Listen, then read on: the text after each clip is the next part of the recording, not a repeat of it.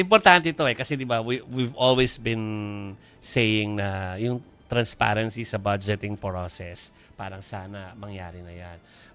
Usually talagang pinipintasan natin dahil parang talaga naman ko-cover namin hanggang madaling araw yung pagtalakay sa mga budget pero biglang magkakaroon ng closed door Oo nga. Diba? So anong saysay doon? Pero anyway, tinalakay na po sa plenaryo kanina ng Senado yung Senate Concurrent Resolution number 4 na naglalayon nga po na institutionalize po yung transparency at yung accountability sa pagbubuo po ng national budget.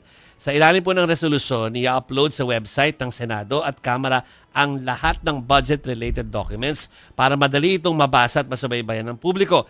Iginit ng mga senador na dapat inclusive at transparent ang General Appropriations Act kung saan dapat makikita rin ang mga amendment at sino ang nag-propose nito.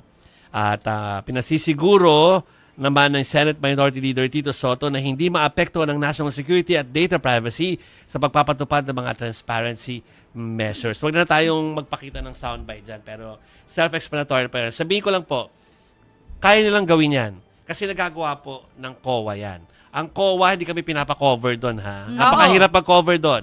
Mahirap. Pero pag naglabas sila ng dokumento online, madugo. Kompleto. Kompleto. Clinical. Correct. Walang anggulo. Diba? Totoo yan. Nandun lang sa. So, ikaw na bahalang magtingin. Magbasa. Oo. At ang daming pages niyan. Oo. So, and we appreciate that. Yes. Kasi transparent. Correct. Kung kaya nila, kaya nyo rin. Uy, pero subukan nyo din para Okay. makita nyo na yung mga detalye sa COA. Kasi open naman siya to everyone yung website coa.gov.ph.